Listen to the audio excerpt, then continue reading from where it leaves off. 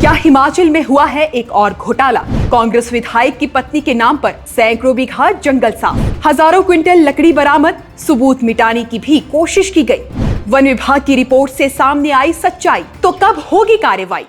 जैसे पुष्पा नाम का आदमी हमेशा फ्लावर नहीं होता, वैसे ही चंद्रशेखर नाम का आदमी भी हमेशा क्रांतिकारी हो ये जरूरी नहीं।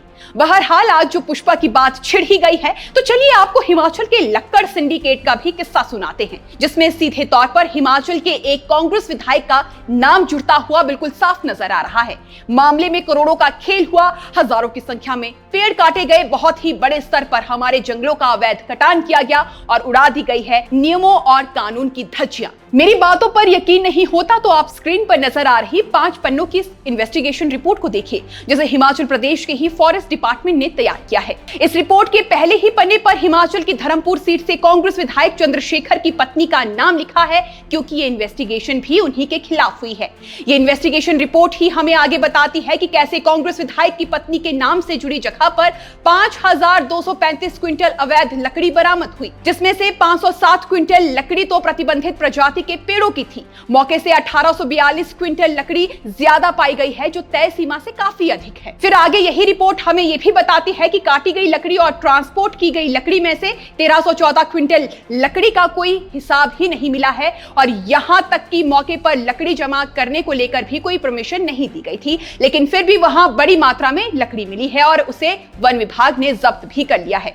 तो फिर इतना सब जानने के बाद अब सीधा सा सवाल तो यही बनता है कि आखिर इस मामले में सभी सबूत सामने होने के बावजूद भी कोई मुकम्मल एक्शन क्यों नहीं लिया जा रहा? और उससे भी बड़ा सवाल तो इस इन्वेस्टिगेशन रिपोर्ट पर खड़ा होता है, जिसके 5 पन्नों में इतना सब तो बता दिया है, लेकिन किसी एक भी जगह पर किसी भी आरोपी के खिलाफ एफआईआर करने की सिफारिश तक नहीं की गई है। तो फिर इस पूरे मामले में किसे बचाने की कोशिश की जा रही है, ये शायद हमें बताने की जरूरत नहीं, लेकिन इस मामले का पूरा सच क्या है, पूरी कहानी क्या है, ये असल में कितने करोड़ का यानी मॉनेटरी एस्पेक्ट में कितना बड़ा घोटाला है, ये सब कुछ हम आपको अगले 3 से 4 मिनट में बताएंगे। इसलिए वीडियो को अंत तक जरूर देखिए और सब्सक्राइब कीजिए हमारे YouTube चैनल को। तो फिर सबसे पहले आप पिछले साल की इस फेसबुक पोस्ट को देखिए। साफ लिखा हुआ है, धर्मपुर के विधायक ने तो पत्नी को बहरी रिन्यूएबल एनर्जी प्राइवेट लिमिटेड का डायरेक्टर बना दिया है और लकड़ी के डिपो के लिए आवेदन भी कर दिया है। मजे की बात तो यह है कि डिपो खुलने के पहले ही हजारों ट्रक लकड़ी इकट्ठी कर ली गई है। यानी इस पोस्ट से यह साफ होता है कि यह कोई आज का बवाल नहीं है, बल्कि महीनों पुराना है।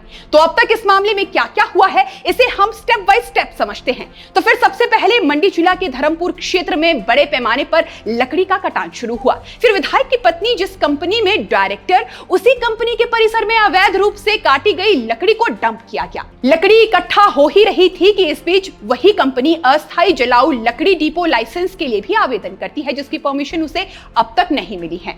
इस बीच सकलाना ग्राम पंचायत के प्रधान वन विभाग के पास इस मामले की शिकायत दर्ज करवाते हैं। वन विभाग के अधिकारी जांच शुरू करते हैं, कंपनी के परिसर का निरीक्षण किया जाता है और फिर यह मामला दिसंबर महीने में पहले विधानसभा और फिर हिमाचल हाईकोर्ट की दहलीज तक पहुंचता है, जहां मुख्यमंत्री विधानसभा के भीतर खुद इस बात का आश्वासन देते हैं कि आरोपियों के खिलाफ कार्रवाई जरूर की जाएगी, मगर अब तक इस मामले में कोई एक्शन नहीं लिया गया है। बहरहाल इन सब के बीच वन विभाग द्वारा कंडक्टेड जांच को अब पूरा कर दिया जा चुका है और जांच समिति ने 5 पन्नों की ये रिपोर्ट अपने आला अधिकारियों को सौंप दी है। मगर अब पूर्व जिला पार्षद भूपेंद्र सिंह ने इस रिपोर्ट को ही गड़बड़ करार दिया है। उनका कहना है कि अधिकारियों और प्रभावशाली लोगों की मिलीभगत से इस अवैध कटान को पूरा किया गया है। भूपेंद्र सिंह ने यह दावा भी किया है कि सबूत मिटाने के लिए रातों रात लकड़ी हटाई गई है और रिपोर्ट में किसी के खिलाफ एफआईआर दर्ज करने की सिफारिश नहीं की है, जिससे सरकार पर बचाने के आरोप भी लग रहे हैं।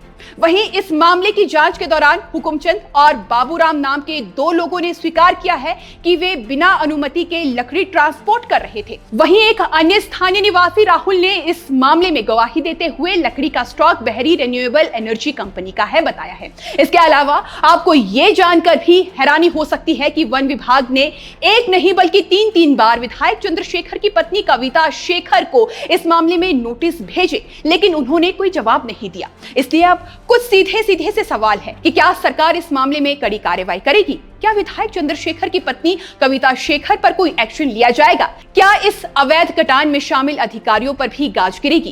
क्योंकि अगर किसी आम आदमी ने यह अवैध कटान किया होता तो उस पर तुरंत कार्रवाई की जाती, लेकिन जब इस मामले में सत्ता से जुड़े लोगों के नाम सामने आए हैं तो सरकार चुप क्यों है? बहरहाल अब देखना यह होगा कि इस मामले में आगे क्या कार्रवाई की जाएगी। क्या सरकार सही मायने में कोई ठोस कदम उठाएगी या फिर यह पूरा मामला धीरे धीरे भुला दिया जाएगा? आपके इस बारे में क्या राय है हमें कमेंट बॉक्स में जरूर बताइएगा। बाकी प्रस्तुति पसंद आई हो और हमारी बात अगर सही लगी हो तो वीडियो को लाइक शेयर करते हुए सब्सक्राइब का बटन जरूर दबाइएगा। अभी फिलहाल के लिए बस इतना ही। नमस्कार।